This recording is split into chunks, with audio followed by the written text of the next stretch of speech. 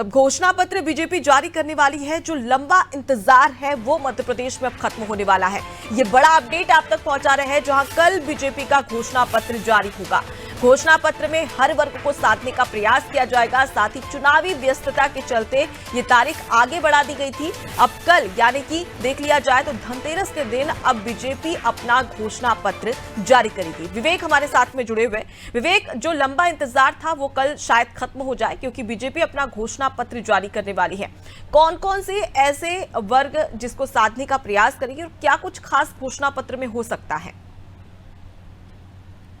देखिए, बीजेपी का घोषणा पत्र काफी देरी से आने वाला था, इस बात की आशंका थी, लेकिन इस बात से मुहर भी लग गई है। छोटी दीपावली के दिन बीजेपी अपना घोषणा पत्र कहे, संकल्प पत्र कहे या गारंटी पत्र कहे, क्योंकि इस चुनाव में प्रधानमंत्री ने ये कहा था गरीब की गारंटी मतलब मोदी की गारंटी, मोदी के मन में एमपी, एमपी के मन में मोदी। और आखिर जनता क्यों वोट करे मोदी को, इसके लिए छोटी दीपावली का इंतजार करना पड़ेगा। और आखिरकार समय आ गया है कि संकल्प पत्र जारी करने का फैसला बीजेपी ने कर लिया है। माना जा रहा था कि मध्य प्रदेश की सरकार ने पहले ही कई ऐसी घोषणाएं कर दी है जिससे कथित रूप से आधी आबादी से लेकर गरीब कल्याण और युवा वर्ग से लेकर किसान तक को साधने की कोशिश की गई। कितना जमीन में इम्प्लीमेंट हो पाया है ये मतदाता आने वाले 17 नवंबर को बता देंगे और परिणाम में बीजेपी को पता चल जाएगा कि घोषणा पत्र में किन वायदों को लेकर जनता ने वोट किया है। लेकिन दिलचस्प ये है कि बीजेपी ने इस बार अपना घोषणा पत्र काफी लेट कर दिया है और इस घोषणा पत्र को बुलाने के लिए महज कुछ दिनों का ही समय मिलेगा, यानी कि 4 से 5 दिन ही बीजेपी के पास समय होगा। लेकिन कांग्रेस के वचन पत्र को कितना संकल्प पत्र टक्कर दे पाएगा ये खुलासा छोटी दीपावली को हो जाएगा। और इसके लिए कई पूर्व आईएएस से लेकर तमाम बीजेपी के थिंक टैंक ने ये कोशिश की है कि आखिर मध्य प्रदेश की मतदाता भाजपा को क्यों वोट करे और संकल्प पत्र में किन एजेंडों को शामिल किया जा सकता है।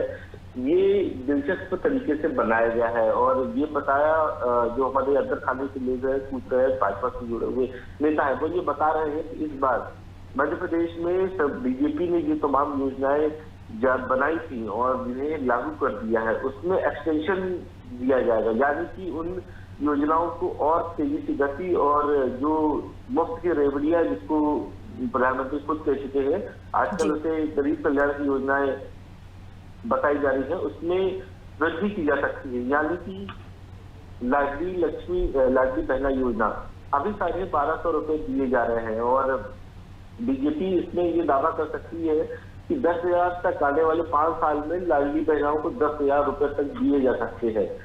लेकिन सवाल इस बात का है कि ऐसी योजनाओं से मध्य प्रदेश के जो सरकारी सिस्टम है, जो इंफ्रास्ट्रक्चर है, उसके काम भी प्रभावित हो सकते हैं। तो ऐसे में बीजेपी को संकल्प पत्र के अलावा इस बात की भी तस्दीक करनी पड़ेगी कि मध्य प्रदेश की आर्थिक व्यवस्था भी बनी रहे, क्योंकि कर्ज के तले मध्य प्रदेश है और लगातार जो मुफ्त के रेवड़ियों जैसी जो योजनाएं हैं जिसमें महिलाओं को आत्मनिर्भर बनाने का दावा किया जा रहा है, उनसे न सिर्फ जनता के लिए भी एक तरीके से नुकसानदेह है और राज्य के लिए भी है, क्योंकि अर्थव्यवस्था। जी बिल्कुल, और जिस प्रकार से विवेक हमने देखा था कि सुप्रीम कोर्ट ने भी फ्रीबीज को लेकर एक सख्ती बरती हुई थी और उन्होंने तमाम जो नेतागण थे जो लगातार घोषणाओं पर घोषणाएं कर रहे थे उन पर गाज गिरती हुई भी सुप्रीम कोर्ट की नजर आ रही थी। बहरहाल बहुत शुक्रिया तमाम जानकारी हम तक पहुंचाने के लिए।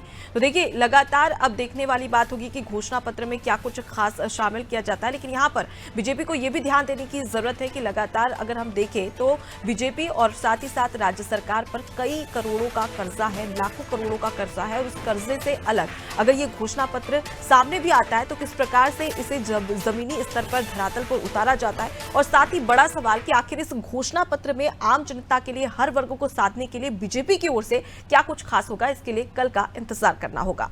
इसके साथ बुलेटिन में इतना ही। देखते रहिए नारी टीवी। नमस्कार।